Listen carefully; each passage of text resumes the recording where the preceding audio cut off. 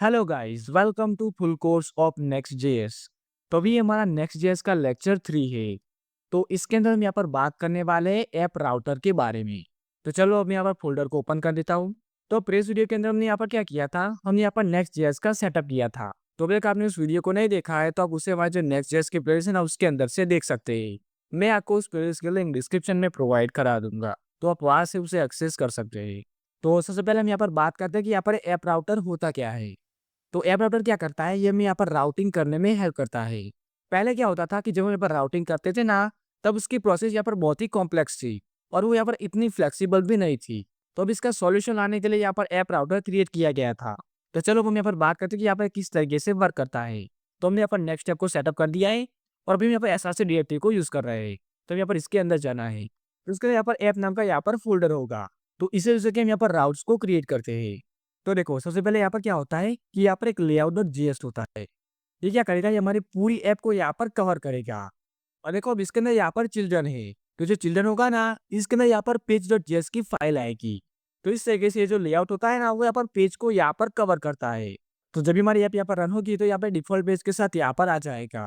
तो मैं क्या करता हूँ, इस कोड को पहले मैं यहाँ से निकाल लेता हूँ। ओके, और अब यहाँ पर मैं एक डी बना लेता हूँ और इसके अंदर मैं यहाँ पर एक H1 टैग बना लेता हूँ और इसके अंदर मैं यहाँ पर लिखता हूँ this is the page.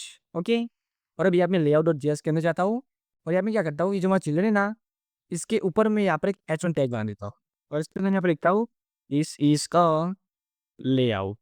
Okay, और उसके बाद मैं यहाँ पर स्टाइल को अप्लाई करता हूँ। तो यहाँ पे क्लास क्रिएट करता हूँ क्योंकि मैं यहाँ पर टेलवेन सीएसएस को यहाँ पर यूज़ कर रहे हैं।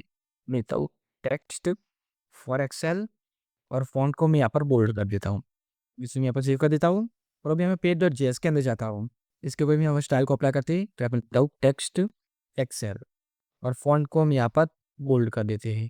अब इसे मैं यहाँ पर सेव करता हूँ और अब यहाँ पर ऐप को रन करता हूँ। तो यहाँ मैं टर्मिनल को ओपन कर देता हूँ। तो अभी यहाँ पे लिखना है npm रन डे, तुम्हारी ऐप यहाँ पर रन हो जाएगी। तो अब इसे मैं यहाँ पर ओपन करता हूँ।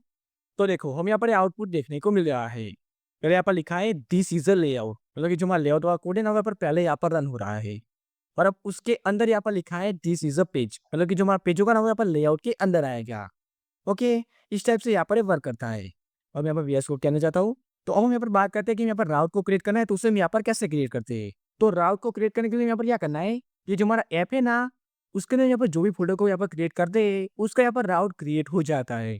जैसे कि मुझे यहाँ पर अबाउट का क्रिएट करना है, तो मैं यहाँ पर एक फोल्डर बनाऊंगा और इसका मैं यहाँ पर नाम लिखूंगा अबाउट। तो ये हमारा अबाउट का यहाँ पर राउट क्रिएट हो जाएगा।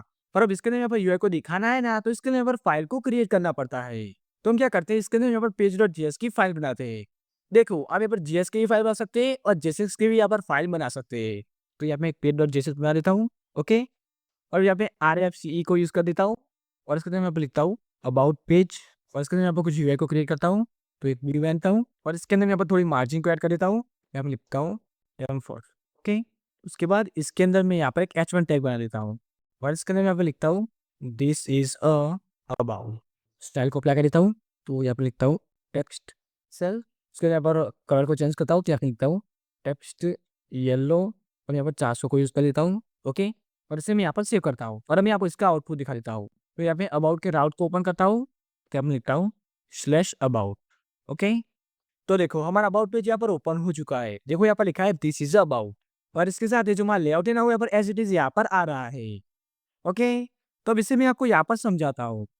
तो इसके लिए मैंने यहाँ पर एक फिगर बनाई है, तो इसे मैं यहाँ पर ओपन कर देता हूँ और इसे यहाँ पर थोड़ा जूम कर देता हूँ। ओके, तो देखो अब यहाँ पर क्या होता है कि सबसे पहले हमारा एक लेआउट होता है। तो ये बाहर का जो स्क्वायर है ना, उससे आप यहाँ पर लेआउट समझ लो। तो ये हमारा एक लेआउट है। ओके, तो जो यहाँ पर होम पेज के ऊपर होते हैं ना, तब यहाँ पर क्या होता है कि जो हमारा लेआउट होगा ना, यहाँ पर हमारे मेन पेज को यहाँ पर कवर करेगा। पर जब हम यहाँ पर राउट को क्रिएट करते हैं ना, तब यहाँ पर क्या होता है कि जो हमारी मेन पेज डॉट जेएस की फाइल है ना, इसकी जगह पे हमारे राउट की पेज डॉट जेएस की फाइल यहाँ पर आ जाती है। तो मतलब कि ये तो यहाँ पर कॉमन ही रहेगा, बट इसके अंदर हमारी पेज डॉट जेएस की फाइल आएगी। तो ये हमारा पेज डॉट जेएस की फाइल होगी। ओके, इस टाइप से यहाँ पर वर्क करता है। अब देखो यहाँ पर ऐसा भी कर सकते हैं कि जो हम यहाँ पर राउट को क्रिएट कर रहे हैं ना, उसका भी हम यहाँ पर एक अलग से लेआउट बना सकते हैं। तो अगर हम यहाँ पर राउट के लिए यहाँ पर एक अलग से लेआउट बनाएंगे ना, तो वो भी यहाँ पर इस पेज डॉट जेएस को कवर करेगा। तो अब क्या होगा कि जो हमारा मेन लेआउट है ना, वो तो यहाँ पर इसे कवर कर ही रहा है, पर इसके साथ ये जो हमारा राउट का लेआउट होगा ना, वो भी यहाँ पर इस पेज को कवर करेगा। तो अब इसके यहाँ पर 2 कवर हो जाएंगे। तो इस टाइप से यहाँ पर लेआउट और पेज का लॉजिक वर्क करता है। ओके, तो मैं यहाँ पर वीएस कोड के अंदर जाता हूँ। तो मतलब कि अगर हम यहाँ पर चाहे तो यहाँ पर अबाउट के लिए भी यहाँ पर layout.js को क्रिएट कर सकते हैं। आप यहाँ पर जेएस की भी फाइल बना सकते हो और जेएसएक्स की भी यहाँ पर फाइल बना सकते हैं। और अगर यहाँ पर टाइप्स की कोशिश कर रहे हैं तो हम यहाँ पर टीएस और टीसीएस की फाइल भी हम यहाँ पर बना सकते हैं। अब देखो ये जो हमारा ऐप होता है ना, उसके यहाँ पर जो भी फोल्डर को क्रिएट करते हैं ना, उसके अंदर यहाँ पर 6 टाइप की यहाँ पर फाइल्स होती है। तो 2 फाइल के बारे में तो हमने यहाँ पर अभी-अभी बात की। एक ही हमारे layout.js और दूसरे यहाँ पर page.js। तो यहाँ पर तीसरी फाइल की हम यहाँ पर बात करते हैं। तो तीसरी फाइल होती है यहाँ पर loading.js। तो यहाँ मैं एक फाइल बना लेता हूँ और यहाँ पे लिखता हूँ loading.js।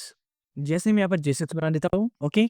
और अब इसके अंदर यहाँ पर लोडिंग का यूआई क्रिएट करते हैं। तो देखो अभी मैंने यहाँ पे जो लोडिंग बनाया ना, वो मैंने यहाँ पर ग्लोबल लोडिंग यहाँ पर बनाया है। तो यहाँ पर क्या होगा कि जब मेरी ऐप के अंदर यहाँ पर कोई लोडिंग आएगा तो यहाँ पर ऑटोमेटिकली यहाँ पर चल जाएगा।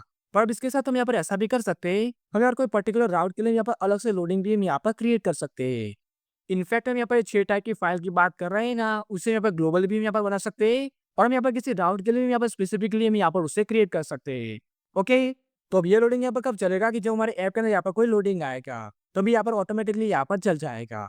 इसके बाद चौथी फाइल होती है यहाँ पर error.j6। तो यहाँ मैं फाइल को क्रिएट कर लेता हूँ और यहाँ पर लिखता हूँ error.j6। तो अब इसके अंदर यहाँ पर क्या करते हैं, यहाँ पर एरर का यूआई हम यहाँ पर क्रिएट करते हैं और अब इससे हमने यहाँ पर ग्लोबली यहाँ पर क्रिएट किया है। तुम्हारे ऐप के यहाँ पर कोई भी एरर आएगी तो यहाँ पर ऑटोमेटिकली यहाँ पर चल जाएगा। अब इसके बाद पांचवी फाइल होती है यहाँ पर notfound.j6। तो अब इसके अंदर यहाँ पे क्या करते हैं, यहाँ पर 404 का हम यहाँ पर पेज क्रिएट करते हैं कि जब हमारा कोई पर्टिकुलर पेज यहाँ पर अवेलेबल नहीं होता है तो उस केस में यहाँ पर 404 वाला पेज हमें यहाँ पर देखने को मिलता है। फॉर एग्जाम्पल अभी यहाँ पर कॉन्टैक्ट का राउट यहाँ पर क्रिएट नहीं किया है, तो अगर हम यहाँ पर कॉन्टैक्ट वाले राउट के ऊपर जाएंगे तो हम यहाँ पर एरर देखने को मिलेगी कि ये पेज यहाँ पर अवेलेबल नहीं है। तो अगर हमने यहाँ पर नॉट फाउंड को क्रिएट किया होगा तो हम यहाँ पर उस एरर की जगह पे यहाँ पर इसका यूआई देखने को मिलेगा।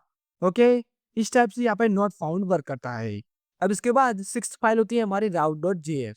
तो उसे यहाँ पर कब यूज करते हैं, जब यहाँ पर एपीआई को हमें यहाँ पर क्रिएट करना है। तो भी क्या करता हूँ, यहाँ पर एक फोल्डर को क्रिएट करता हूँ और इसका मैं यहाँ पर नाम लिखता हूँ एपीआई। ओके, और अब इसके अंदर मैं यहाँ पर फाइल को क्रिएट करता हूँ। तो यहाँ पर लिखता हूँ route.js। ओके, देखो ये जो मैं राउट वाली फाइल है ना, वो यहाँ पर जेएस हो सकती है या टीएक्स हो सकती है। ये यहाँ पर J6 या T6 नहीं हो सकती है क्योंकि ये हमारे एपीआई के एंड पॉइंट्स होने वाले हैं। देखो जब हम यहाँ पर एपीआई को क्रिएट करना होता है ना, तो हम यहाँ पर route.js को यूज करते हैं। ओके, तो अब इस टाइप से हमारा ऐप राउटर वर्क करता है। सो गाइस, अब ये था हमारा आज का वीडियो। आपको वीडियो कैसा लगा आप मुझे कमेंट करके जरूर बताना, और अगर आपको यहाँ पर कोई डाउट है तो आप उसे मुझे कमेंट करके बता सकते हैं। और अब इसके साथ अभी तक आपने हमारे चैनल को सब्सक्राइब नहीं किया है तो प्लीज सब्सक्राइब कर देना, जिससे कि हमारे आने वाले सभी वीडियोस की नोटिफिकेशन आपको मिलती रहे। Okay, so guys, thanks for watching and I will meet you in next one.